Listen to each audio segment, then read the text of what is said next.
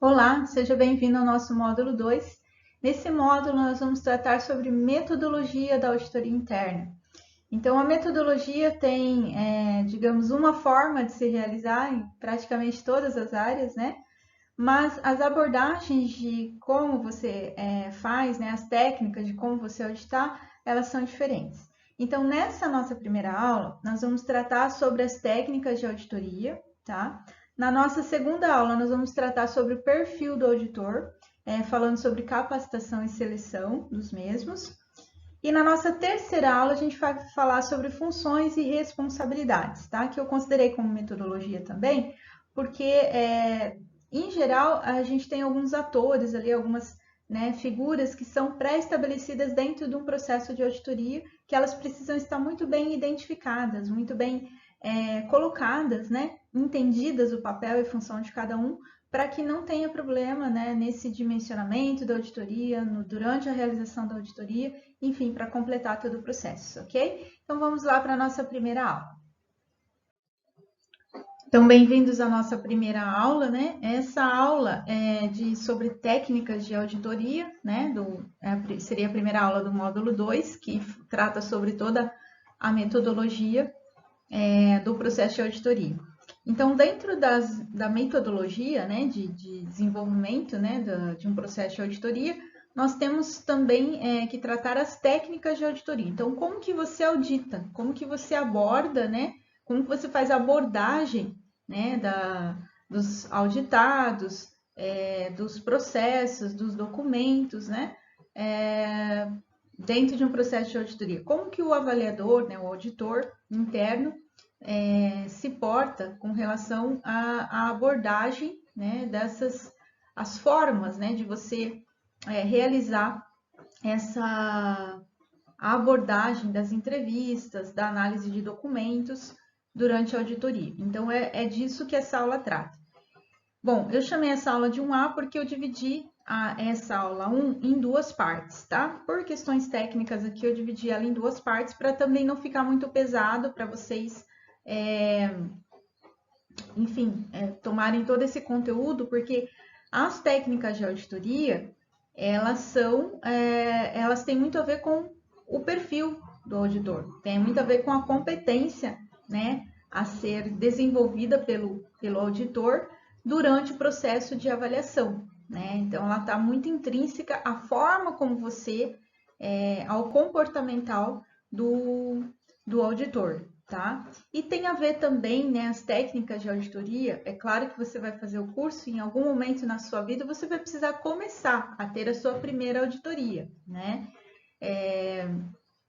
Então, até recomendo que quando você fazer a sua primeira auditoria, que não seja já uma auditoria válida, que de repente você possa aí, contatar com algum colega ou alguma empresa do seu conhecimento para que você faça uma auditoria como ouvinte, né?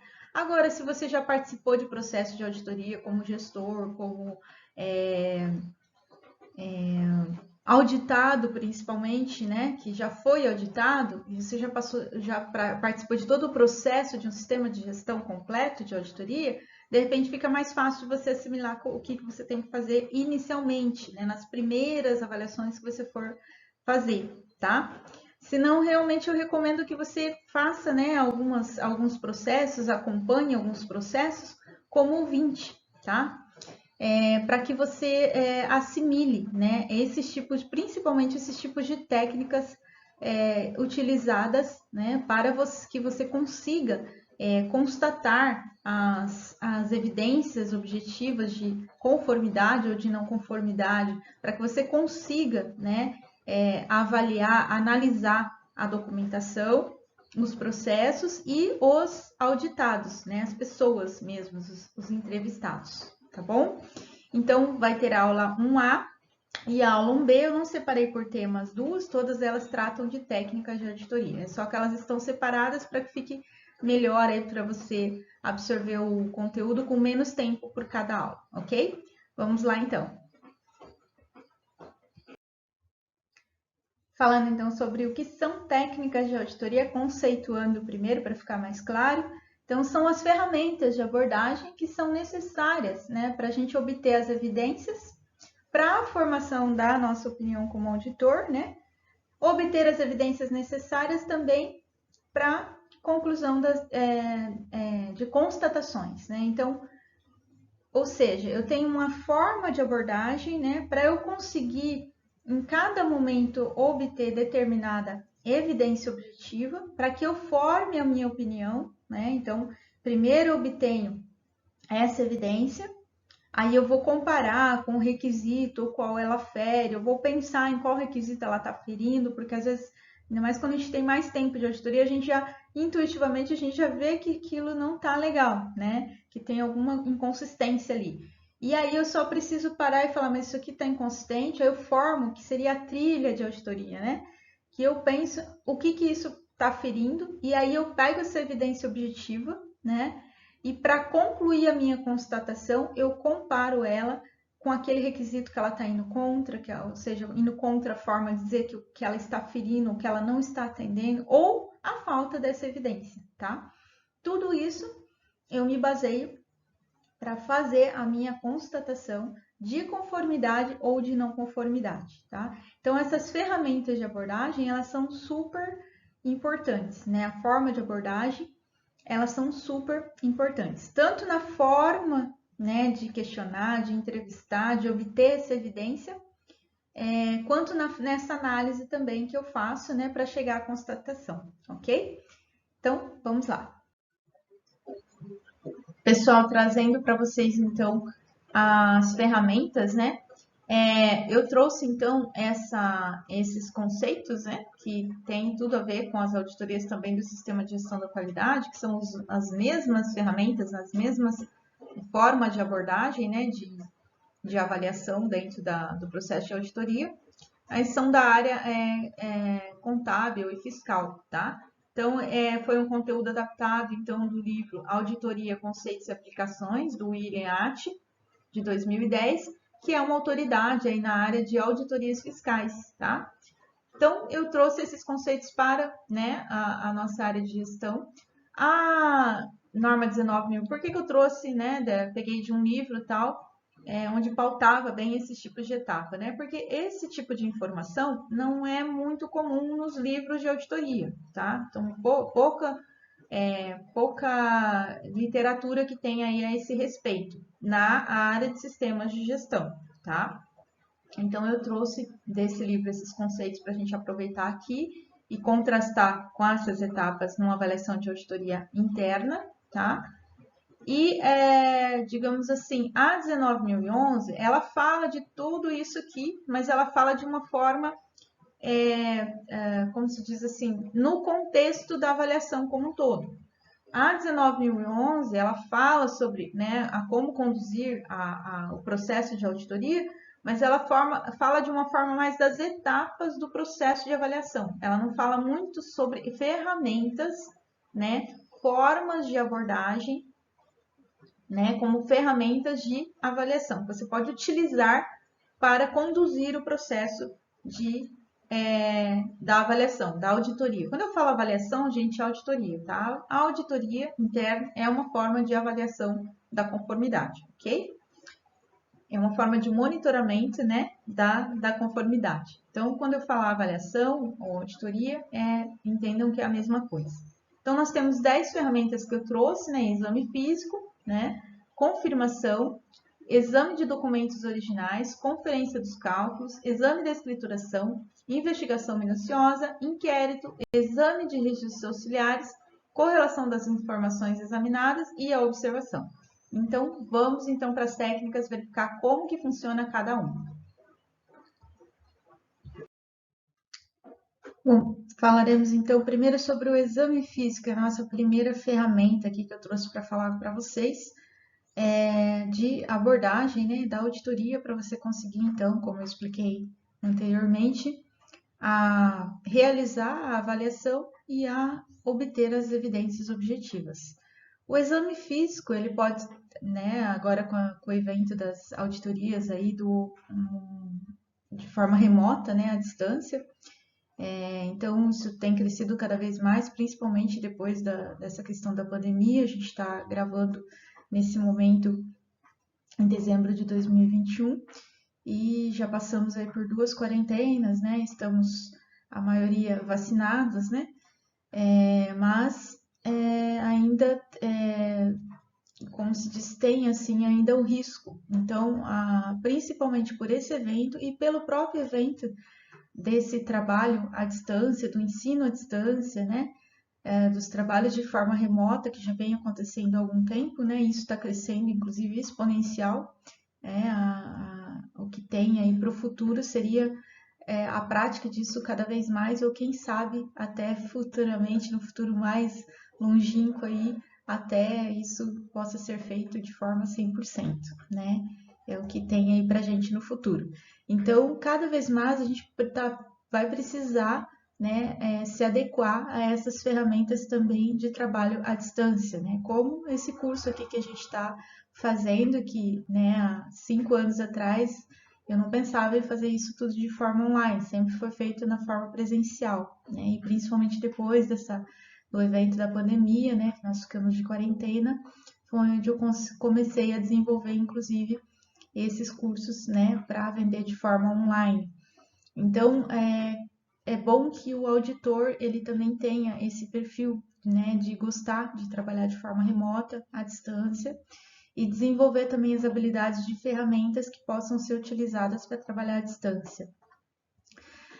Em geral, as empresas mesmas, elas propõem, né, quando vão contratar o auditor, né, que é um auditor externo, ou até mesmo interno, se a empresa tem mais unidades, né, em locais diferentes, eles já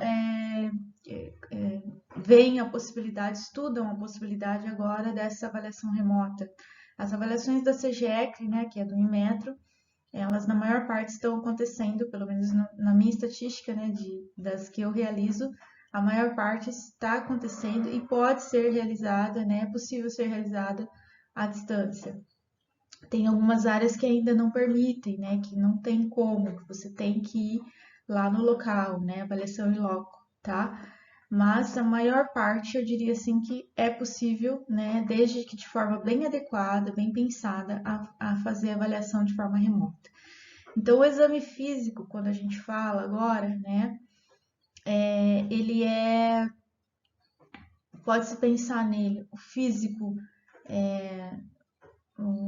no presencial, no modo presencial, quando você está lá presente, né, em loco, né, ou também o físico visual, que é quando você está remoto, tá?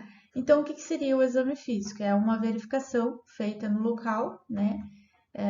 Local, pense então como se fosse remota, no visual, você olhando lá o ambiente por meio de um vídeo, de uma, né, de uma câmera que seja disponibilizada para você, ou mesmo de uma avaliação dos documentos de uma forma virtual, numa nuvem, ou compartilhamento de tela, né, ali na sala de reunião, no Zoom, no Meet, no Hangout, no Skype, né, no Teams, qual seja a ferramenta, né, que a empresa aí propor para usar para fazer a avaliação, né, desde que ela seja adequada e comporte essas atividades de compartilhamento de tela, de repasse de documentação, se for necessário, né, um chat para você escrever ali quando ficar melhor a escrita, né, do que a fala. Então, tudo isso é possível ser feita avaliação de forma, né, à distância, remota. Então, essa verificação feita no local pode também, dentro do remoto, ser aquela avaliação que você vai olhar lá o ambiente por meio através da câmera, né? Do ensaio, da análise, do serviço de calibração ou qualquer outra atividade que seja feita no local, né? E que permite então que o auditor forme a opinião sobre a existência física do item, né, a ser examinado. A existência física, né, também pode se pensar como a existência física no virtual, né? Se existe aquele documento, né, se aquele aparato do ensaio que vai ser utilizado é realmente aquele que deve ser utilizado. Então, é a forma de você obter essa evidência física, né? Então, física visual ou palpável se você estiver em loco, tá? E se for alguma coisa que seja palpável, né? Porque nem toda a evidência, a gente vai ver isso com mais calma aqui, ela é palpável por meio de um documento, de um aparato. Tem coisas que são observadas, que são comportamentos, que podem ser comportamentos não conformes também, tá? Bom, esse tipo de verificação, então, ele precisa ter, né, características como quantidade, né, existência física e identificação e autenticidade, né? Então, por que quantidade, né? Bom, eu posso estar medindo, por exemplo, um processo de ensaio e ali tem uma amostragem, né, ou de análise. Aí tem uma amostragem a ser realizada, então eu preciso obter a evidência quantitativa de quantas amostras eles estão retirando, eles estão analisando ou ensaiando, né? Porque aquilo tem um referencial normativo ou um procedimento validado, né? Operacional, que diz que tem que ser aquela quantidade. Então é assim que, né? Que você vê a questão de você contempla então questões de quantidade, né? Quantitativo, por exemplo, eu estou avaliando o item 6.2, vamos supor na 17025.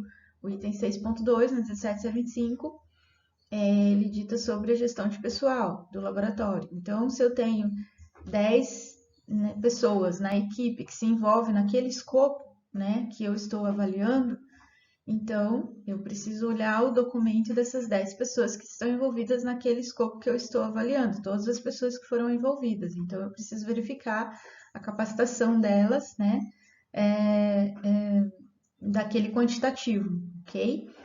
Então, não adianta eu olhar do técnico que monta o equipamento e não olhar do técnico que realiza o ensaio. Os dois fazem parte do escopo, né, do ensaio, né, ou da análise que seja, ou do serviço de calibração.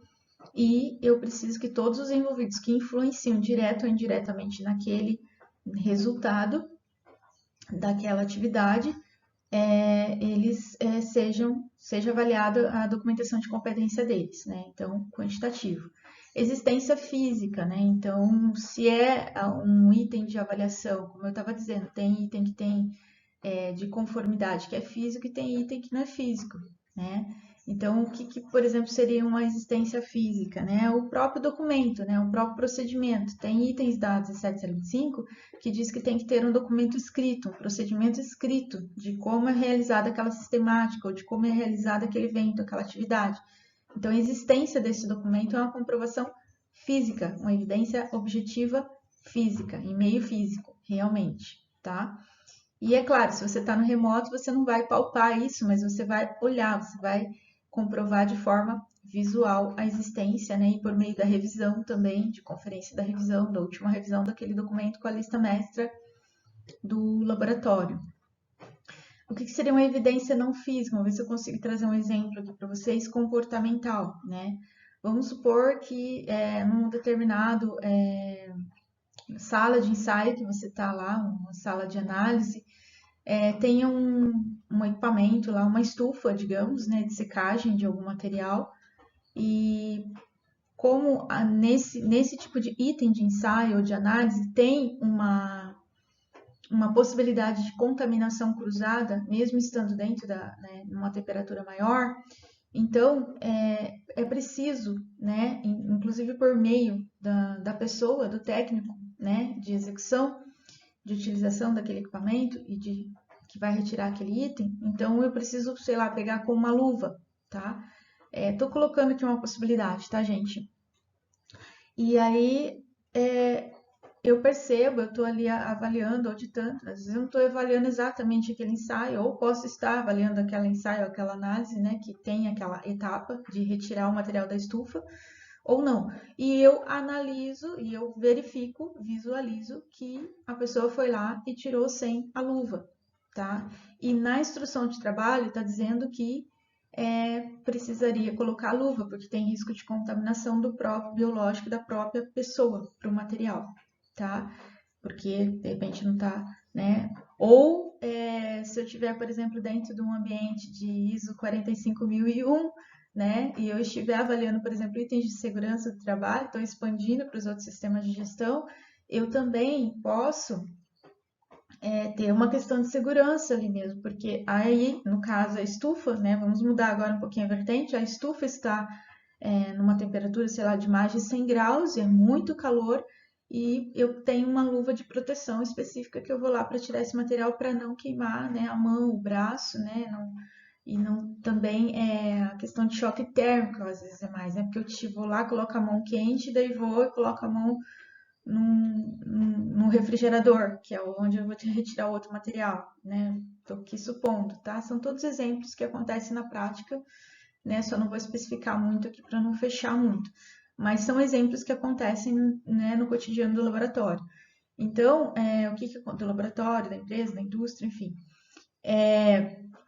Então, o que acontece, né? Eu preciso, nesse caso, o auditor, ele vai ter ali uma evidência que não é física, mas ela não é palpável. Você está visualizando, você está identificando por meio visual, tá? É uma situação de comportamento, ok? Que não foi, né, que você não precisa de um documento, ou de um item, ou da Então, foi a falta da luva, mas foi uma visualização, foi um comportamento errôneo, né, que aconteceu ali, tá? Seja por questões da contaminação cruzada ou seja por questões de segurança, tá? Em qual ambiente você estiver auditando, em qual referencial você estiver ali fazendo a avaliação. Então, nesse caso, né, é mais visual, não é tão físico assim. E é uma evidência objetiva, você pode ter isso, porque você visualizou aquilo acontecendo, tá? É um não atendimento daquele documento, tá? E aí, no caso, a falta, né, a ausência seria da luva, né, do EPI, digamos que EPI pode ser considerado EPI ou de aparato, se for o caso da contaminação, que daí não é só o uso como EPI, é um uso também como cuidado para não invalidar aquele resultado, tá? A identificação, a identificação seria, então, por exemplo, uma codificação de um equipamento, né? A codificação do próprio documento, de um procedimento operacional, de um procedimento de gestão, gerencial, de uma instrução de trabalho, de um registro, de um formulário, né? Então, se a empresa ela adota, né, um sistema de codificação e deve ter, a 1775 pede que tem que ter identificação unívoca, né, tanto de equipamentos e aparatos do ensaio, né, quanto dos sistemas de medição também, dos aparatos de calibração também, dos equipamentos de calibração, dos padrões de calibração, dos materiais de referência, tudo tem que ter uma identificação unívoca, de forma que não seja misturado ali ou identificado de forma errônea, né? Qual equipamento que deve ser utilizado naquele ensaio, naquela análise, naquela calibração, certo? Ou qual documento que é a última revisão, qual documento deve ser utilizado naquele processo, né? Para realizar aquele processo. Então, essa identificação também ela é um exame físico, né? Ou visual ou de palpável. Você vai lá, pega, olha a revisão, vai lá na lista mestra no computador e confere se, né, tá certa a última revisão, né? Física, no caso, identificação, é uma etiqueta de um equipamento para identificar o equipamento, né?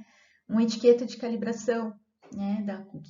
Que deve conter ali a data da calibração e a validade dessa calibração, né, sendo indicada pelo próprio laboratório que utiliza o equipamento. Então, isso é um exame físico. Autenticidade, né, como que, por exemplo, em documentos, né, em todos os padrões, né, ISO, inclui, então, 17025, 1445, 1000 e 9001, o PPQPH, em todos os PACs, né, todos os protocolos de avaliação de conformidade existentes, eles têm o pedido de comprovação de autenticidade de determinados documentos, tá? Da maior parte dos documentos, na verdade, tá? Então, por exemplo, como que eu verifico a autenticidade de um procedimento gerencial, né? Ou da política da qualidade da empresa, né? Então, tem que ter uma aprovação, tem que ter né, uma assinatura de aprovação, digamos assim, né?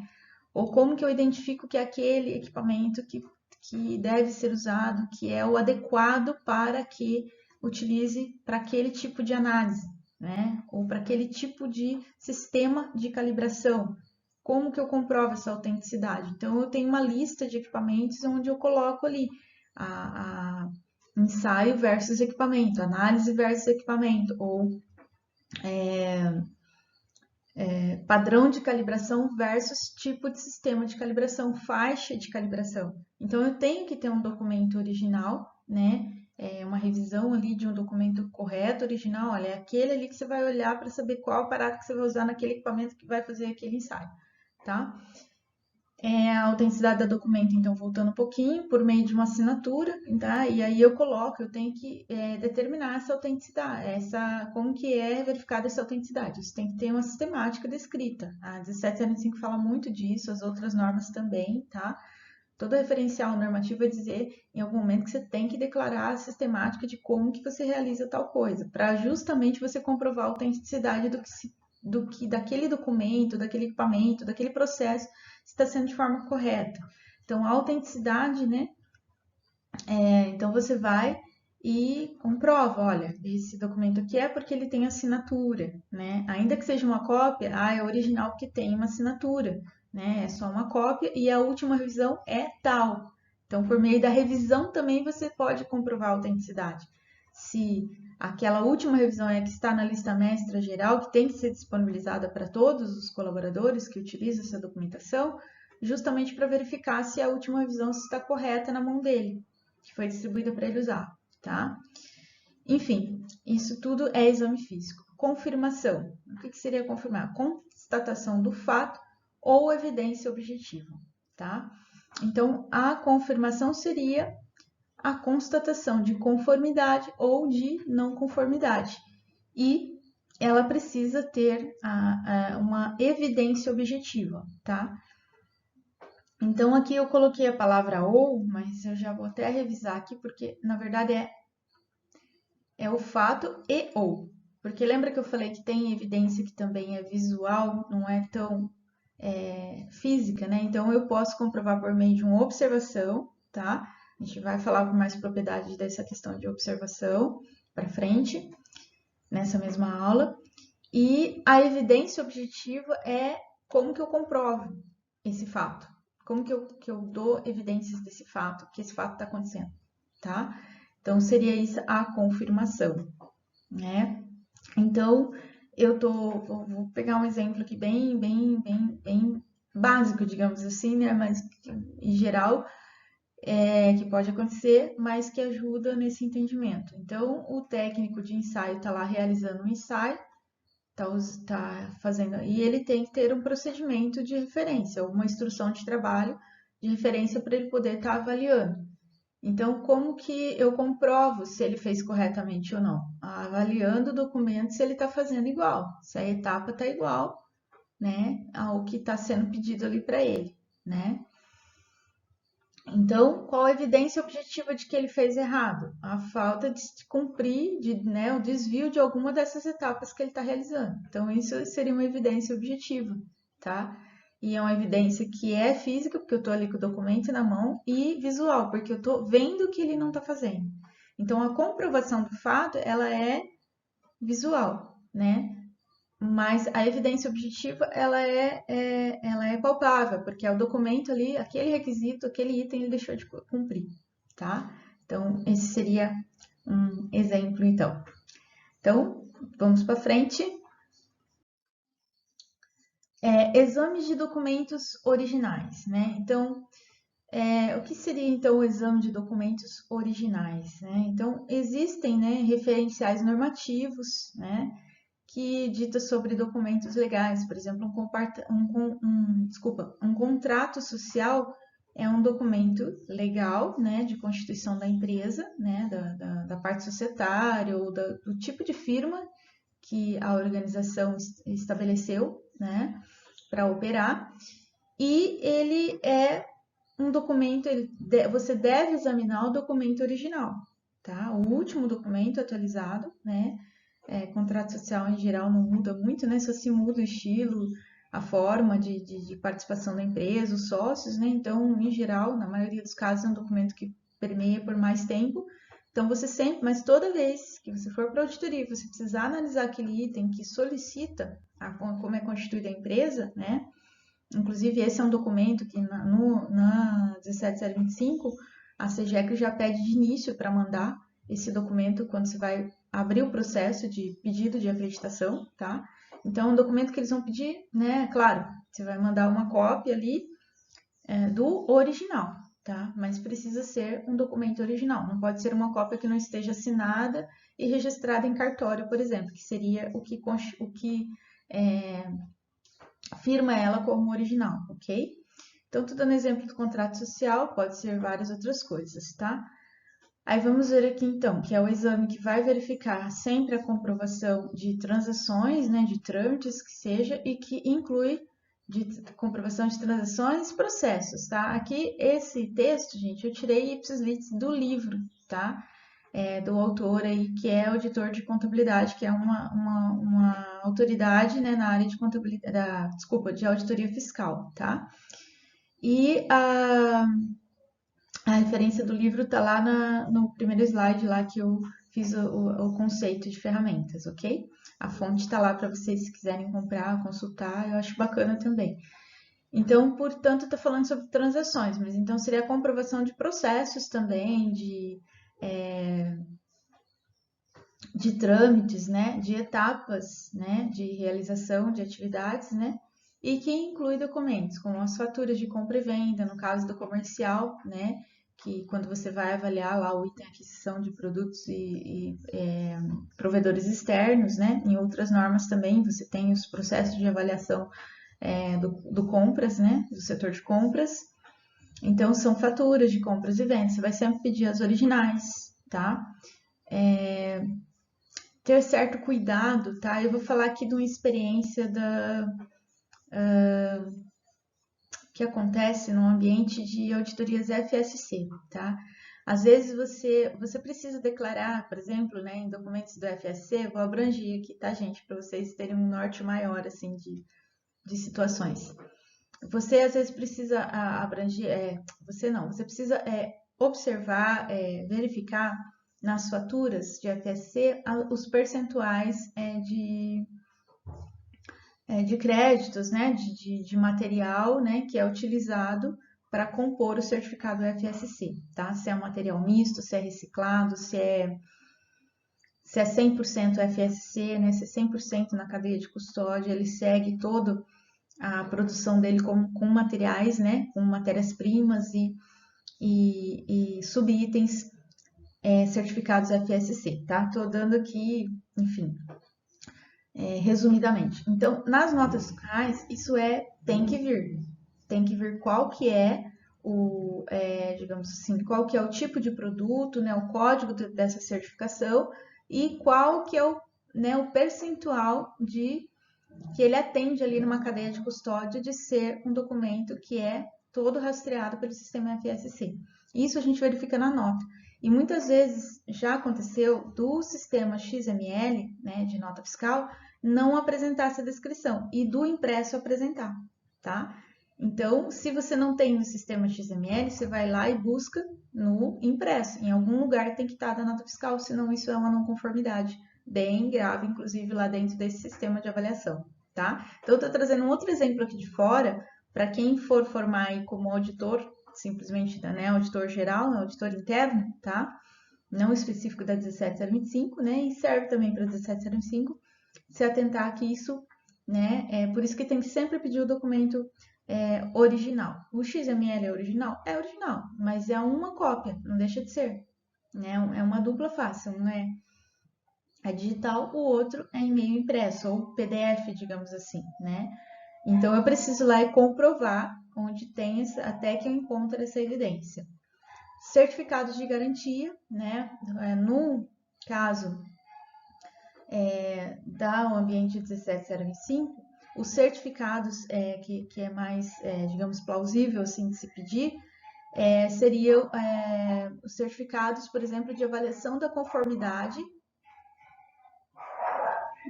daquele item, né? Por exemplo, de um MRC, do material de referência controlado, desculpe. Então, você tem ali um certificado, né, de conformidade. Então, seria um certificado de garantia, né, da validade e da conformidade daquele produto. Esse é um certificado de garantia também, tá? Pode ser certificado de garantia da funcionalidade de um equipamento, também pode ser, tá? Mas no ambiente 1775, eu estou trazendo aqui bem específico para vocês, esses certificados de garantia podem ser a garantia da avaliação da conformidade daquele item, tá? Certificados de calibração. Certificados de calibração são certificados de garantia da validade de resultado de comprovação metrológica, né? Desculpa, não é de resultado, é da comprovação metrológica daquele equipamento, tá? Então, ele é um certificado de garantia também. Então, é bem abrangente. Requisições, né? Ordens de serviço, requisições de compra também, né? Sempre olhar o pedido, sempre olhar os originais, né? Aquele que realmente foi guardado como documento original, né? Que é o documento controlado ali nas pastas, né? Que é levado em consideração no âmbito do sistema de gestão. Pedidos de compra, né? E outros mais. Bom, sempre que o auditor for realizar o exame de documentos originais, é fundamental que ele tenha em mente a autenticidade para verificar a fidelidade da documentação, né? Então, como que eu comprovo essa autenticidade? Então, ali na documentação, você tem que, né, na avaliação, você tem que ter o mecanismo de saber comprovar essa autenticidade. Então, por exemplo, eu falei lá da autenticidade de documentação. Como é que você comprova? Você vai ver lá na sistemática, no manual de gestão, por exemplo, ou no procedimento de gestão de documentos dessa organização, como que é a sistemática deles de autentificar, de autorizar, de liberar, aprovar essa documentação de maneira formal dentro da empresa. Aí você vai ver lá essa forma. E por essa forma, né, como se diz, identificada essa forma, né, reconhecida por você essa forma, então, você vai verificar isso durante toda a avaliação, todo o processo de avaliação da gestão de documentos, tudo que você pegar na mão, tudo que passar pela sua vista, tudo que tiver informado na documentação, você vai precisar comprovar a autenticidade por meio, sei lá, da assinatura, que seria a sistemática, né, sei lá, a assinatura do diretor de gestão naquela documentação, tá? Ou, se for documento técnico, em geral, é a assinatura do gestor técnico, do gerente técnico, ou do responsável técnico, do RT, normalmente, né, que eles chamam, dentro do âmbito 17025, naqueles documentos, naqueles procedimentos operacionais, tá? Autenticidade, por exemplo, se eu estou usando o próprio referencial, a própria norma de ensaio, de análise, né? Ou eu já não vou falar de calibração, porque calibração tem muito validação de procedimento próprio dos laboratórios, tá? Mas tem padrões que eles usam também de calibração que são referenciais normativos já, né, já validados, né? Como uma ISO, uma NBR, isso tem, tá? Uma STM, que é a norma americana, né? Então, N, norma europeia. Então, tem referenciais normativos também, mas tem muito de validação do próprio procedimento de como que eles calibram, tá? Que seja, gente. Então, a autenticidade também dessa documentação é por meio da última versão, né, daquela norma, qual a última versão que está usando, qual a versão válida que está usando, né, para a realização. Então, como você verifica, né, a autenticidade, se é realmente aquela norma, né, olhando para ela, o visual dela e comparando lá no catálogo, por exemplo, da ABNT, né, que disponibiliza às vezes até o desenho, né, inicial da capa da norma, né, colocando ali a sua última versão, né, última atualização, e também o formato da norma, a numeração dela, né, certinho, e as referências ali, né, de pessoas, de equipe, né, que compõem aquele comitê técnico, tá? Então, isso no site, no catálogo, né, chama-se catálogo ABNT, você pode comprovar isso daí, tá?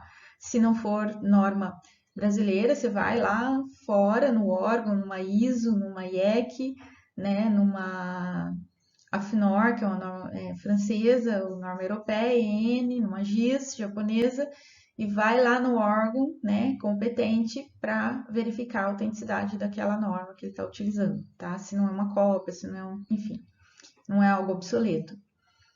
Normalidade para verificar se a transação feita está de acordo com a atividade da empresa. Então, acabei de falar, que é por meio da sistemática, né, descrita de como a empresa realiza, né, a organização realiza aquelas atividades, quais elas sejam, gerenciais, técnicas, né, que os processos, né, de produção, de fabricação, de atividades de ensaio, de análise ou de calibração, que você vai verificar, né, se está sendo feito de forma correta ou não. Aqui fala de transação, igual eu falei que o livro é voltado para a área fiscal, né, contábil fiscal, mas aqui a gente pode falar de se os processos estão feitos de forma correta, se essas atividades estão sendo feitas de forma de acordo com a sistemática estabelecida pela empresa ou dos referenciais normativos, dos referenciais legais, dos referenciais dos requisitos de cliente, tá? Ou de regras da própria empresa, ok? Então, a aprovação, né, para verificar se a transação e a documentação foram aprovadas pelas pessoas adequadas e responsáveis, que é aquela questão da autoridade e responsabilidade que as normas trazem, né, dos padrões ISO trazem, né? Então, principalmente com a 17025, por exemplo, tem a questão do RT, né? O RT ele tem que ser uma pessoa adequada, né, com conhecimento técnico, teórico, científico ali da área, né, que ele vai gerir, né, que ele ele que está responsável pelos ensaios. E muitas vezes o próprio RT ou um técnico mesmo de ensaio, de calibração ou que faz análise, ele também é designado como signatário autorizado. Signatário autorizado na 17025 é a pessoa responsável por, né, autorizada, que tem a competência técnica de fazer a gestão dos resultados e liberar esses resultados, assinar, né, o relatório de ensaio, de análise ou de certificado de calibração para liberar para o cliente, tá? Então, ele valida, né, esse relatório, tá? Antes do envio. Então, essa pessoa, né, tem que ver, ela tem que ser autorizada antes, tá? E assim como todas as funções, né, dentro do âmbito 17025, em outros referenciais normativos também tem esse pedido, né, das responsabilidades e autoridades. Isso deve ser determinado de forma prévia, quem vai fazer o quê, quem é responsável pelo quê, por meio de um descritivo de funções ou né, de um formulário ali de cargos e funções, né? Enfim, tem várias formas de fazer. Por exemplo, no PPQPH, a maioria dos cargos e funções, elas devem ser homologadas, né? Em muitos casos, tem que ser homologadas com o Ministério do Trabalho. Então, eles levam, né? Principalmente quem tem uma ISO 45001 implantada, eles homologam isso normalmente, né? Com o Ministério do Trabalho. Então, as funções, aliás, têm que ser todas certinhas, né? O que pode fazer, o que aquela função não pode fazer, né? E essa pessoa tem que estar autorizada internamente de acordo com daquela homologação, tá? Então, estou trazendo aqui um exemplo mais abrangente ainda, né?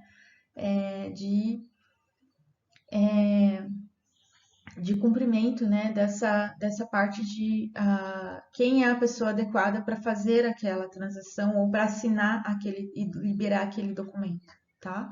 Para realizar aquele processo, aquela atividade ou não. O registro, então, para comprovar, registro para comprovar que o registro das operações é adequado, né, conforme a documentação avaliada, tá, de acordo com a documentação examinada. Então, os registros são, né, em gerais, formulários, né, planilhas, né, planilhas de cálculo, planilhas digamos, de tabelas, né, de mapeamento, né, de processos que a gente, né, a organização, ela grava, né, as informações, os dados daquela operação que foi realizada, né, daquele processo. Então, esses registros são super importantes. Em geral, os registros, né, na avaliação como um todo, é a maior parte dos tipos de evidência objetiva, né, para você comprovar a conformidade ou não conformidade, né? Um relatório de ensaio, é um registro. Ele é um documento, mas ele é um registro, porque é onde você insere os dados daqueles resultados, daquela análise, daquele ensaio, daquela calibração, tá? É um registro de, vamos aqui para a área mais de produção, né? Uma carta de controle, tá? Daquele processo, é um registro, tá? Dependendo se ele for contínuo, né? Ele é um documento, tá? Então, esses registros são documentos em geral, tá, pessoal? Pode ter algum caso, por exemplo, ter um registro que ali, usa por um momento ele manuscrito e depois você transfere para uma planilha em Excel ou para um documento Word e aí ele deixa, aquilo é descartado, né? Por aquele momento ele foi um registro, ele foi válido como documento para uma evidência, tá? Mas aí sempre você vai buscar a evidência no original, onde é o documento que está linkado à lista mestra de documentação, lembra que a gente falou aqui no início de autenticidade, né? E também de sempre buscar o documento original para comprovação com evidência objetiva, tá? Seria isso então. Vamos para a próximo slide. Então, continuando com as nossas técnicas aqui, então, a conferência de cálculos, né? Então, conferência de cálculos, principalmente dentro da 17025, tem muita questão, né? O PPQPH também, que é da área de construção civil, lida bastante com isso nas unidades, nas obras, né? De planilhas, de cálculo, né? De fator de concretagem, outras coisas, né? Bom, que é a área que usa bastante projetos, né? E memoriais descritivo, né? Enfim, todas as áreas que a gente permeia lida bastante com cálculo, né? A produção, né? Numa indústria, principalmente, lida bastante, né? Com planilhas de cálculo, cartas de controle, né? E dentro do ambiente 7025, a gente tem as planilhas de incerteza de medição, né? A gente tem planilhas de checagem, né? De verificação de equipamentos, de materiais de referência. E a maioria dos casos envolve cálculo, tá? Então, essa conferência de cálculos, né? A área fiscal, que é da onde tira essa referência, então, né? Até mais, né? Mais matemática, digamos assim, mais matemático, né? A questão, né? Então, aqui para nós, né, seriam as planilhas, né, de ensaio, que também utiliza ali para somatórios, às vezes, de resultados, né? Que tem que ser verificados. Então, essas planilhas, né, a conferência desses cálculos é uma etapa, né, e é uma ferramenta uma forma de você obter a evidência objetiva de que aquilo está conforme ou não, né, do que aquele resultado final, né, está conforme ou não, tá? Então, em processo de avaliação, às vezes a conferência de cálculos ela passa por várias etapas até você chegar ali na tua conclusão final, né? Então, por exemplo, nos cálculos de um ensaio, por exemplo, né, de um teste que vai ser realizado, então você tem desde o lançamento dos dados, por exemplo, de pesagem, né, de secagem de material, de refrigeração de material, com as suas incertezas, né, até chegar no resultado final, que é relatado no relatório de resultados. Então, essa rastreabilidade de conferência também, eu posso aqui já trazer o gancho da rastreabilidade, muito também conceituada na 17025, que é a rastreabilidade metrológica que a gente fala. Então, é extremamente importante esse tipo de ferramenta aqui, né, de conferência de cálculos para o ambiente para o contexto ISEC 17025, né? Se está no ISO 9001 ou no PPQPH, no ISO 14001, tudo vai ter o seu referencial ali de cálculo, né? De estatística, enfim, quais forem aí as áreas, né, do conhecimento que envolve, né, os cálculos para você, sejam eles quantitativos ou qualitativos, né, percentuais, digamos assim, para que você obtenha ali a validade daqueles resultados ou a validade daquele processo, que aquele processo foi realizado de forma correta, que aquele produto foi produzido nas dimensões corretas, né? Então, a conferência de cálculos é uma etapa muito importante. Então, constata a adequação das operações aritméticas e a única forma de verificar as várias operações que envolvem somas e cálculos. Na 1705, nós temos, por exemplo, como conferência de dados ali, a verificação das incertezas de medição, tá? Combinadas para gerar a incerteza final do resultado, que vou destacar aqui como um ponto bem importante. Também as verificações de equipamentos, né? Digamos assim, da comprovação metrológica de equipamentos, né? Temos também as verificações de certificados de calibração, né? O resultado da calibração. Né? Então, são pontos aí cruciais e importantes para se dar atenção nessa etapa de verificação e de avaliação. Exame da escrituração, né? Essa técnica da auditoria é utilizada para examinar a veracidade das informações. Então, o exame de escrituração seria, por exemplo, o exame de firmas, né? Em documentos, por exemplo, que comprova ali a validade daquele documento, né? Aquela pessoa que foi autorizada, que tem autonomia de aprovar aquela documentação, tá? Por exemplo, outro exemplo, né? Digamos também por exemplo, um relatório de ensaio, um relatório de análise, né? Um relatório de produção, né? Quem que é o responsável autorizado, né? Para aprovar aquela documentação, para assinar né, aqueles dados, né? Ou seja, para dar um ok, ou seja, para dar ok de foi eu que realizei, né? Eu fui o responsável, eu fiz, né?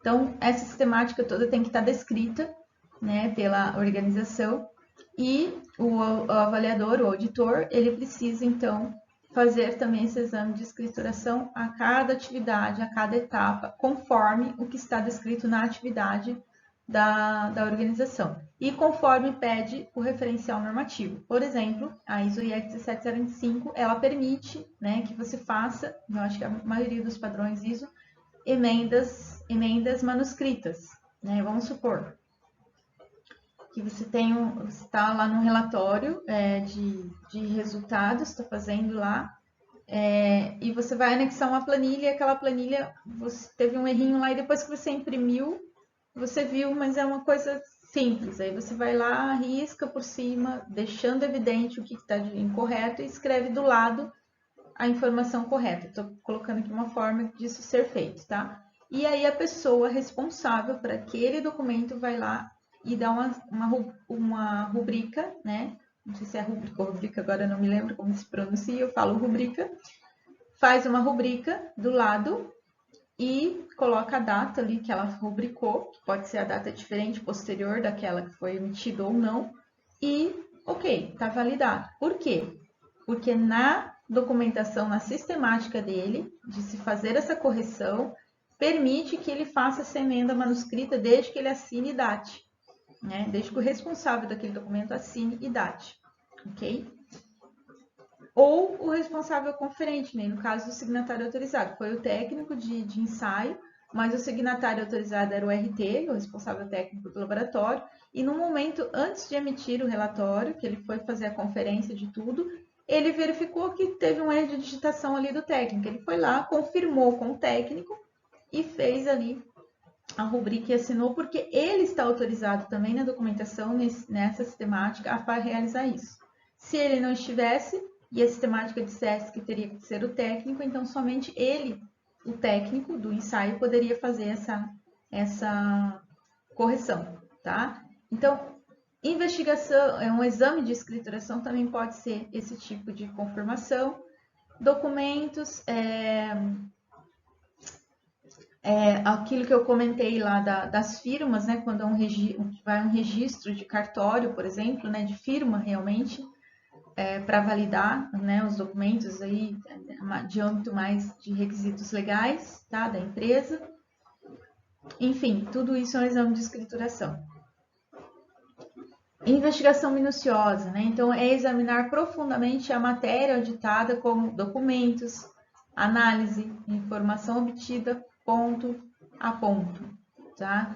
Então, vamos dar um exemplo aqui de uma planilha de incerteza de medição. Uma planilha de ensaio, vamos começar com o ensaio, as incertezas do ensaio, aí passando pelos cálculos de incerteza, combinando nessas incertezas para os cálculos, até gerar a incerteza para o relato de resultados, que é o relatório final do ensaio. Tá? Vou pegar aqui ambiente 17025, contexto 17025 e laboratório de ensaio, tá?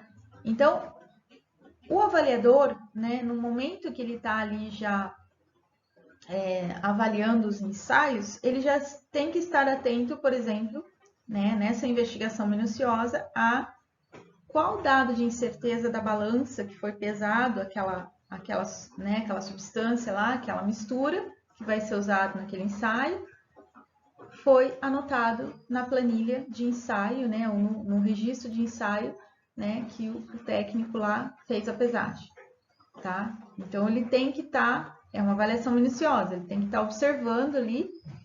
Quando ele vai para a planilha do ensaio, sai do registro ali, que é às vezes manuscrito, tá? Para a planilha do ensaio, que reúne todos os dados, as pesagens, os resultados de cada etapa daquele ensaio, né, com as suas devidas incertezas de cada equipamento, tudo, ele já vai olhando minuciosamente também, né, ali, isso visualizando mesmo ali aqueles números, né, aqueles valores informados, aqueles dados informados, né, para que quando chegue no cálculo das incertezas, ele verifique, né, as incertezas daquela balança e o dado, né, daquela balança que foi colocado, daquela pesagem que foi realizada, digamos assim, né, o dado daquela etapa de resultado, né, da incerteza daquele resultado, daquela etapa de ensaio, tá? E lá no final, na planilha final, digamos, estou falando planilha, gente, porque a maioria dos laboratórios, eles usam muito ainda planilha de cálculo Excel para compor, né, de forma estruturada, né, desde a planilha de ensaio até a planilha de relato de resultados, né, passando pelas planilhas de incerteza de cada análise realizada, de cada ensaio realizado, e aí forma o resultado final lá na última planilha, né, na última aba de planilha, para já gerar o relatório de ensaio, né, final. Então, todo esse patamar de informação, todas essas fases, né, é uma análise minuciosa do avaliador. Tem que ter um olho clínico ali, né, esse perfil de observação, de feeling, para estar avaliando se tudo que está sendo colocado ali, né, e depois entrar na planilha, verificar a planilha, observar se está tudo também de forma correta, porque você, dentro desse contexto de 775, você também vai estar avaliando a capacitação do signatário autorizado, que é quem deve fazer essa checagem, né, ou o RT, né, o responsável técnico, antes de emitir os resultados, porque isso é previsto na 1745, tem que ser, né, claro, né, conferido tudo isso antes de emitir o relatório para o cliente, tá? Então, o avaliador vai fazer essa investigação minuciosa. Esse é um bom exemplo de avaliação de investigação minuciosa, tá? E eu posso também trazer um outro exemplo aqui, mas vai ter vários aqui durante o curso, a da trilha, né? Isso que eu estou falando é uma trilha de investigação. A gente vai falar melhor sobre trilha de investigação, que é uma técnica também, né? Então, isso é uma trilha de observação, que você vai conferindo, vai comprovando, vai correlacionando aquelas informações iniciais em todo o processo até chegar na informação final para você fechar todo o processo e todo o processo de avaliação, tá? Inquérito, então, é formular perguntas para obter respostas satisfatórias, né? Então, o inquérito é como se fosse... aqui a gente chama de entrevistas, tá? Nos ambientes de sistema de gestão. Então, o sistema de gestão, né, como um todo, ele tem várias ali etapas, né, que são as avaliações do sistema gerencial e depois os requisitos técnicos, né? Bom, então, principalmente nos requisitos gerenciais, a gente precisa, às vezes, usar bastante técnica de entrevista, porque, por exemplo, a responsabilidade da alta direção, como é que ela comunica, como é que ela, né, se comporta em relação ao sistema de gestão com as suas responsabilidades. Então, isso é muito por meio de entrevista, que você pode analisar, por meio de sua observação também, do envolvimento deles ali durante o processo de auditoria, né, no ambiente da organização, no escopo de, né, acreditação ou no escopo de certificação, tá? Em outros requisitos referenciais. Então, mas você usa bastante entrevista para comprovação de como que isso é realizado. E a realização de entrevista também é para tirar dúvida, né? Às vezes você está ali acompanhando, né, um processo e você está visualizando como que está sendo feito aquele processo, principalmente as partes de ensaio, análise, né? Ou processo produtivo, e você está ali observando, mas você fica com uma dúvida, né? Então, às vezes, para não interromper ali a pessoa, o técnico, o operador que está fazendo, né? Ali no momento, para não atrapalhar, né? Para não intervir também, não inferir, né? No processo, né? Porque se tem uma dúvida ali e ele também está fazendo errado, se você for perguntar, de repente ele já se toca que você está perguntando porque está vendo alguma coisa errada. Então, você não pode interferir, você não pode nem inferir e nem interferir. Então, você deixa fazer e no momento depois você vai entrevistar ele, comprovando, a gente vai falar de correlação aqui também, com a documentação, né, que é a sistemática de como deve ser feito, para ver se ele fez correto, se você ficou com alguma dúvida. Isso também é muito válido, o uso de inquérito, né, de entrevista, para sanar dúvidas, ok? Bom, o uso de entrevistas também é realizado principalmente nas avaliações de gestão de pessoas, né? Que tem certificação de pessoas. Então, lá muito mais você avalia para saber a competência técnica, né? Se em algum momento, por exemplo, você não conseguiu dentro da avaliação, isso é permitido, né? Em ambientes da ISO IEC 17705, em qualquer outro sistema de gestão, o uso da entrevista para você comprovar a capacitação técnica da pessoa, né? Ou a autoridade dela, a responsabilidade que ela tem. Então, muitas vezes, se você não conseguiu ver isso no físico, você pode entrevistar para fazer a avaliação de capacitação técnica, tá? Bom, seria isso. Vamos para a próxima. Exame de registros auxiliares, né? Então, exames de registros, o que seriam esses registros auxiliares, né? Eles estabelecem o suporte de autenticidade dos principais registros examinados. Lembra que eu comentei que às vezes tem um registro técnico de ensaio que pode ser manuscrito, né? Que ali é mais fácil, né? Fica mais fácil essa sistemática do técnico enquanto está realizando, ele está escrevendo no manuscrito e depois ele vai lá e transfere para uma planilha de cálculo. Isso acontece muito nos laboratórios, tá? E aí ele vai e faz essa transferência de dados, né, para a planilha lá de ensaio. Então, aí a empresa fala assim, que o documento válido, né, dos resultados, dos dados daquele ensaio, é a planilha de ensaios. No entanto, você tem um registro ali que está nesse sistema de gestão, né, que está inserido nesse sistema de gestão deles, que é o registro auxiliar. Então, se tiver alguma dúvida naquela planilha de ensaio, né, você pode recorrer àquele registro técnico. Vamos supor, você está avaliando e você não se atentou muito ao registro técnico, dado que ele lançou lá. Vamos tomar aquele exemplo de novo da incerteza de medição daquela balança, tá? Aí os dados que ele tirou daquela balança, tá? Não vamos nem colocar da incerteza de medição, vamos colocar do resultado mesmo de pesagem, de alguma mistura lá, de alguma solução que ele teve naquela análise, naquele ensaio. E aí você está lá avaliando a planilha de ensaios e você fica com uma dúvida, o que dá a impressão que você visualizou um outro valor lá na, sei lá, na segunda casa decimal lá, daquele resultado gerado. Me parece que você... Aí o que você pode fazer, né?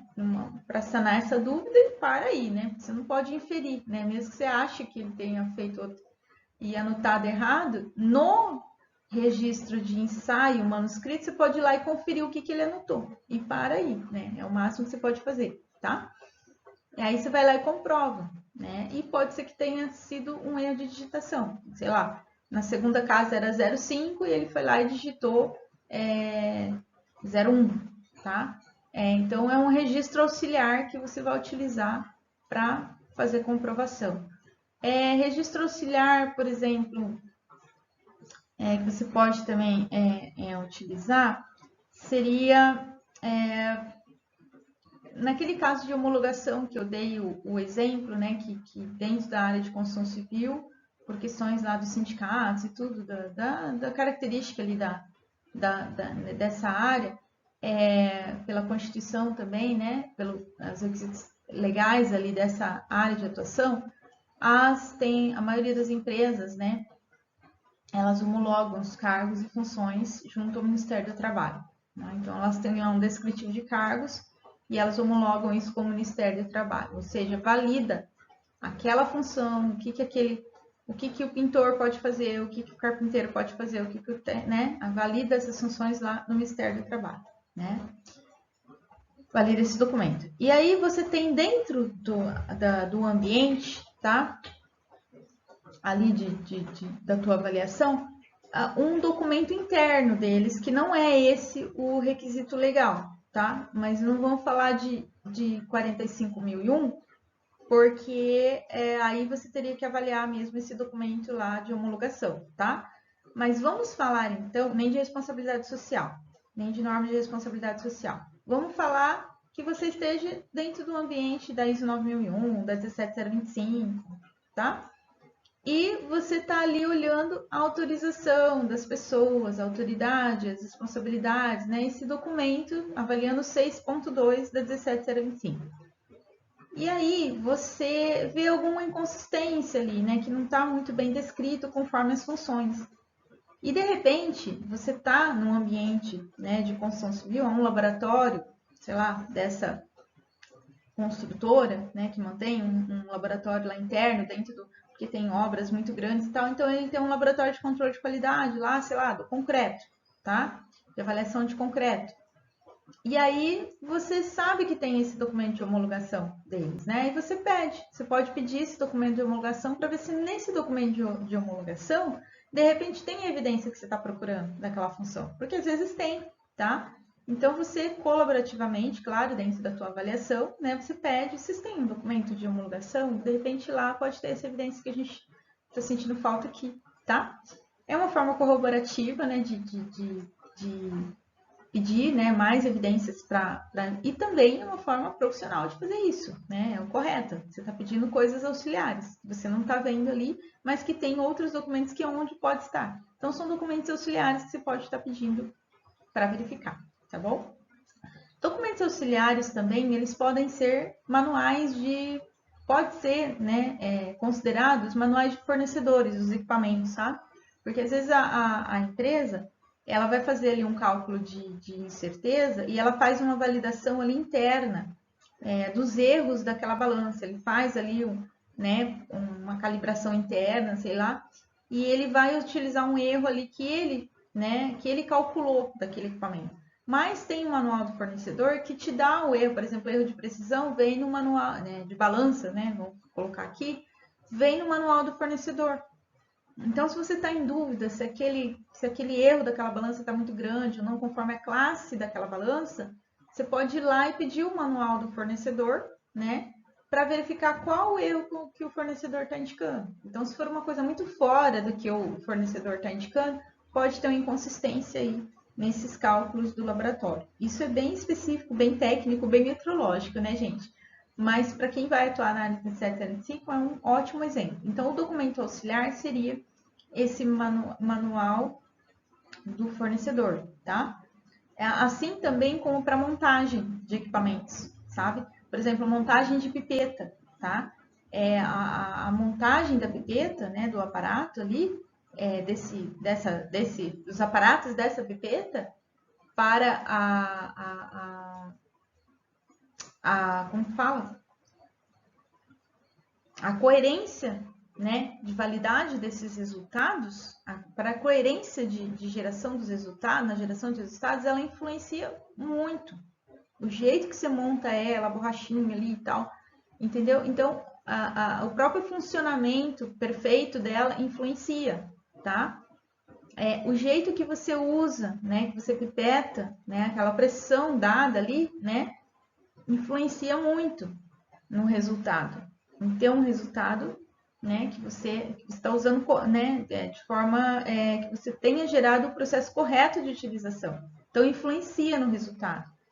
Então, se tem alguma dúvida de como foi montada aquele aparato, você pode recorrer ao próprio manual do fabricante quando tem, tá? Do fornecedor. Como que tem que ser feito? A limpeza dela, por exemplo, né? Então, às vezes tem um procedimento ali do laboratório, do jeito que ele faz, mas você pode conferir, se você tem dúvida de que aquilo não é daquela forma, vai lá e pede o manual do fornecedor, daquele equipamento, daquele instrumento, né, de medição, tá bom? Observação, né, desculpa, faltou aqui, exames de exercícios auxiliares, desculpe, o 9, né, então, correlação das informações examinadas. Essa própria sistemática de pedir os registros auxiliares, né, documentos auxiliares, registros auxiliares para comprovação, é uma correlação de informação, tá? Agora, uma correção de informação, de exame de informação muito comum, né, é a própria correlação que você faz, por exemplo, quando o técnico está ali realizando, né, ou o operador está realizando aquele processo, ou está realizando aquela atividade, e você comprova por meio da instrução de trabalho se ele está fazendo correto ou não. Então, você está correlacionando o visual com o documento impresso ali, ou o meio virtual que seja, se está certo aquilo ali que ele está fazendo, a atividade com a sistemática descrita. É a forma de correlação, tá? Então, trata-se da harmonia interna ou da uniformidade das contas que se relacionam. Aqui está conta, gente, né? Eu poderia até ter mudado esse texto aqui e colocado das atividades, né? Que se relacionam, da uniformidade das atividades que se relacionam, né? Tem a ver com a rastreabilidade de informações e inter-relação de processos. Aí está mais claro para a gente da área de sistemas de gestão, né? Então, sim, rastreabilidade das informações, correlação. Lembra que eu falei da planilha, né? Das planilhas de ensaio, de incertezas, até a aba final de planilha que gera um relatório de ensaio, quando está sendo feito num ambiente de planilha de cálculo, né? Que seja o Excel, tá? Então, esse olhar, desde a realização dos dados inseridos num registro de ensaio, até eles serem colocados, né, alocados todos dentro dessa planilha de ensaio e de incertezas de medição e do final do relato de ensaios, você está correlacionando todas essas informações para ver se está fechando o processo de forma correta, conforme a sistemática descrita tem que ser feita, tá? Isso é correlação de informações, tá? Uma outra correlação de informação.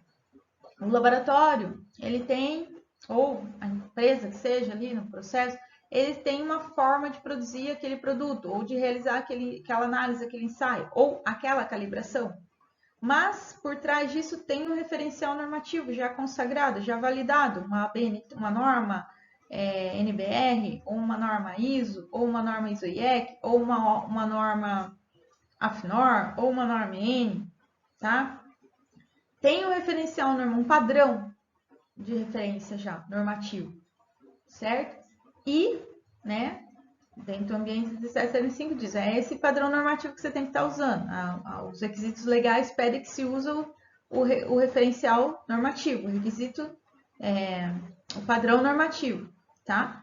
E aí o laboratório transferiu essa informação para um procedimento, porque às vezes, muito comum também, né, a norma está em inglês, sei lá, né, em francês ou em, né, alemão ou em japonês, né? Tem até um caso que brincar com você que eu já traduzi norma do mandarim, né, de montagem de equipamento, né? Foram equipamentos comprados na China de um laboratório que eu tive que montar e não tinha versão nem espanhol, nem inglês, na verdade, né? Se tivesse inglês já era tranquilo, né? Mas não tinha, né? E veio tudo em mandarim. Enfim, né? Acabou saindo mais caro o molho que o peixe, porque a gente comprou muito mais em conta lá, de forma legal, tudo certinho, esses equipamentos, né? Pagou muito mais barato, né? Muito mais em conta do que aqui no Brasil, ou de que um outro país aqui, né? Que é mais, sei lá, dos Estados Unidos, por exemplo. Mas a gente esqueceu do detalhe, né? Que não tinha de perguntar se tinha um manual, né? Numa língua mais acessível. Então a gente teve que traduzir do mandarim para né, todos os procedimentos de montagem dos equipamentos, de montagem dos aparatos de ensaio, tá? Eu me lembro que era da área de pisos de madeira, tá? Então a gente teve que transferir tudo para um procedimento interno, porque como é que o pessoal ia ler mandarim, né? Os brasileiros, né? Eram brasileiros, né? A gente estava no ambiente aqui, né?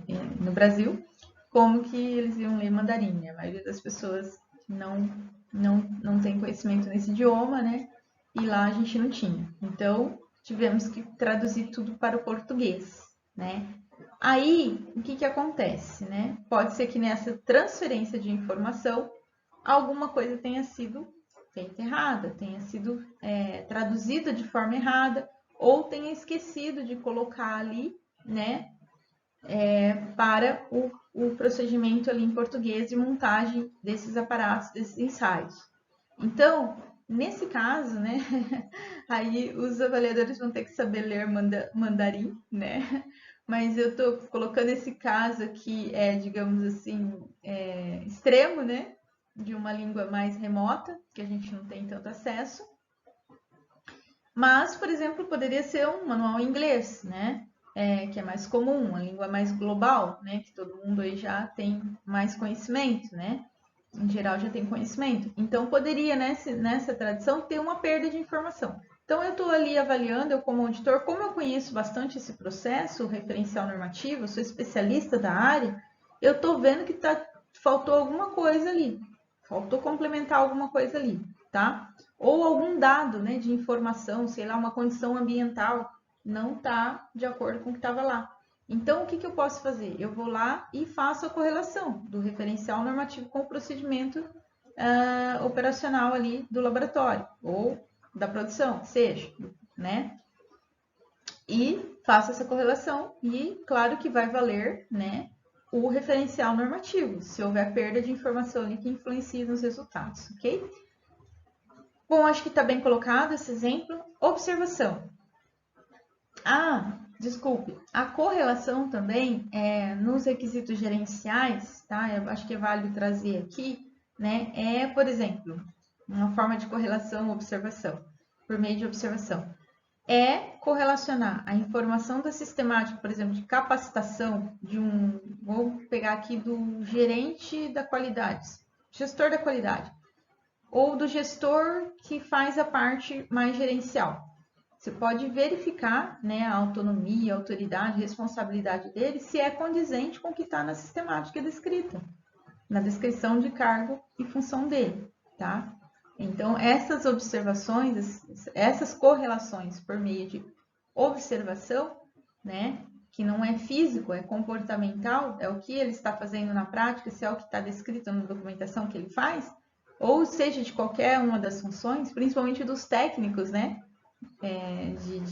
a capacitação dos técnicos que realizam os ensaios, que interfere totalmente totalmente não, mas diretamente nos resultados, em muitos casos, na maioria dos casos. Então, você correlaciona se o que está lá na capacitação, na descrição da função, está de acordo com o que a pessoa está realizando, o que realmente é na prática. Tá? Uma forma de correlação também importantíssima. Observação. É o poder, que eu acabei de citar um exemplo de observação de ajuste de correlação, né, das informações. É o poder de constatação visual do auditor que pode revelar os erros, problemas ou deficiências, né, ou esses desvios aí que eu estou falando quando você está correlacionando aí as informações. Tudo vai depender, né, da forma, da sutileza de argumentação dos conhecimentos e expertises ou experiências, né, do auditor, tá? Então, realmente, a forma de observação depende muito da expertise, da experiência, da vivência, principalmente de um auditor especialista, tá? Na parte que é mais técnica, né? Então, por isso que na 17025 tem, né, a figura do auditor, em outros âmbitos também de avaliação da conformidade, tem os especialistas, né? Que eles são os técnicos, né? Que tem conhecimento, vivência daquela área técnica, para ele poder estar avaliando. Porque essa observação, às vezes, ela é sutil, tá? Eu vou colocar aqui um caso, vai se estender um pouquinho, mas eu acho válido eu colocar esse caso. Uma observação, um caso assim, que eu vivenciei logo no início do meu credenciamento junto ao CEGECRE, né? Eu estava numa avaliação do CEGECRE, um laboratório de ensaios, e eu estava avaliando uma pessoa para como signatário autorizado. Então, era um técnico de ensaio e eles queriam aprovar ele para signatário autorizado. E é a gente que avalia, tá? É o CEGEC que precisa avaliar. Então, isso usa muita técnica de observação, tá? Porque o signatário autorizado, como eu já comentei alguns exemplos aqui antes, é a pessoa que tem autorização para assinar o relatório de ensaio, inclusive fazer toda a conferência de dados e resultados antes da emissão do relatório, tá? Normalmente é responsabilidade do signatário autorizado. Bom, para que você assine um documento, né? Eu, pelo menos, não assino nada que eu não tenha conferido, né? Então, principalmente, se você vai dar o teu aval técnico, você tem que conferir tudo antes. Então, você tem que ter esse conhecimento técnico, teórico, científico, numa área, né, muito técnica, naquela área específica, para que você tenha respaldo para fazer toda essa conferência, analisar todos aqueles dados para poder colocar a tua assinatura ali e validar como correto, como ok aqueles resultados antes de enviar para o cliente. E houve essa situação e eu verifiquei que durante o ensaio, né, foi uma avaliação muito sutil, porque isso não está escrito na norma, nem no referencial normativo, nem no procedimento da empresa, mas é uma avaliação sutil da forma como ele colocou o aparato na hora da montagem para realizar um ensaio que estava incorreto. Tá? É um desvio de ângulo ali que invalida todo o resultado. Isso está escrito no referencial normativo? Estava escrito que deveria ter sido colocado assim tal, mas não estava exatamente o ângulo que deveria ter sido colocado. Mas daquela forma que ele colocou, invalidava os resultados. Então, por isso a importância do especialista. E eu, como especialista da área, né, da área técnica, tinha toda a formação técnica, respaldo, vivência de realização, inclusive daquele mesmo ensaio, né? Era professora da área, tinha artigos emitidos, né? Artigo científico publicado, enfim, eu tinha todo o respaldo para olhar aquela sutileza daquela pequeno detalhe e ver que aquilo ali invalidaria o resultado. Inclusive de contestar o referencial normativo, né? Que eu não participei da comissão técnica, mas que depois eu contestei. Eu mandei uma cartinha lá, né? Para o órgão ali que publica, né, a norma, para a comissão, né? Dessa situação do referencial normativo que deveria ter sido mais colocado. Enfim, foi uma polêmica ali, tá? Foi uma polêmica, mas o que aconteceu? Eu usei a técnica de observação, deixei ele fazer, mesmo vendo que ia invalidar o resultado, como invalidou na hora dos cálculos, tá? Então, essa pessoa teve dificuldade de realizar, porque estava nervoso, porque estava... Enfim, teve toda uma questão emocional ali dele, que acho que é o que mais atrapalhou em aprovar ou não. Mas eu não aprovei como signatário autorizado, porque no entendimento técnico, teórico e científico, ele tinha que ter percebido isso, inclusive validado isso no procedimento do ensaio, para que aquele ponto, aquele detalhe, não invalide o resultado. Porque era uma questão do aparato ali. Então, o referencial normativo não tinha nem como colocar uma situação ali, porque era uma característica do tipo de aparato que ele estava usando, do fabricante, né? Do tipo daquele aparato, do estilo, né? Da característica daquele aparato que ele estava utilizando para compor o equipamento de ensaio e realizar aquele ensaio e gerar aquele resultado. Então, é sutil? É bem sutil, mas uma pessoa preparada, técnico, cientificamente, ela saberia verificar aquilo, que aquilo não podia ser feito daquela maneira. Tanto é que o outro que já era autorizado, e que inclusive eu mesma já tinha avaliado antes, sabia desse detalhe. Então, o que aconteceu? Né? Eu tive que entrevistar, né? Por meio de entrevista, nós chegamos à conclusão de que ele também chegou à conclusão de que realmente ele não verificou esse detalhe. E aí eu tive que chamar o outro signatário que já era autorizado, que tinha esse conhecimento, né? Mais o avaliador líder ali junto para me respaldar, né? A minha parte técnica, que também era um técnico que avalia várias outras áreas, tem muitos anos de avaliação, né? Que é uma pessoa, né? É um engenheiro, inclusive, que tem condições técnicas de não ser especialista, mas de avaliar que aquela sutileza interferia no resultado, né? Então eu chamei todos, né? Mas assim foi bem tranquilo com o técnico. Ele mesmo na entrevista ele chegou a essa conclusão e realmente deu uma boa diferença no resultado, tá? Na incerteza que seria gerada daquele resultado. Interferiria sim, tá? E não autorizei ele como signatário autorizado, porque eu julguei que ele precisava. E outra questão que eu fiz de correlação, esse exemplo foi muito rico, porque me gerou assim várias coisas ali, né? Várias dessas técnicas eu tive que usar. E fui fazer correlação dos documentos técnicos da capacitação dele. E foi comprovado que para essa área, gente, não é exigido que ele tenha formação específica daquele item de ensaio, daquele material do item de ensaio que está sendo analisado, tá? Então, não vou colocar aqui qual é a área, tá? Mas vou colocar aqui, por exemplo, concreto, né? Teria que ter, de repente, um técnico em edificações que conhece o material concreto para poder avaliar. Não foi da área, não foi dessa área, tá, gente? Mas poderia ter sido. Foi numa área que eu atuo, que eu tenho especialidade técnica. Então, depois de toda essa investigação, eu concluí também, eu evidenciei que a falta da formação técnica foi o que impossibilitou ele de ter visto a sutileza daquela questão. Então, eu contestei a documentação técnica e dei uma não conformidade por ele não ter formação técnico-teórica naquela área, tá? Não, nem uma formação formal, uma academia, né, uma graduação, ou um curso tecnólogo ou técnico, tá? Tecnólogo ou técnico, não tem técnico nessa área, na área desses materiais.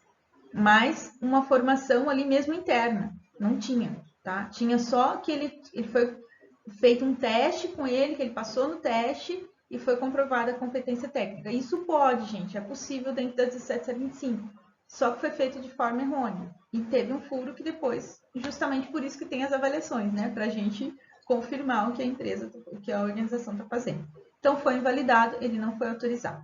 Bom, eu acho que é um bom exemplo, né, de técnica de observação e juntando com correlação, juntando com exame de registros, né, e tudo mais, para fechar aqui essa questão de uso das técnicas, né, de avaliação dentro da auditoria. Tá bom?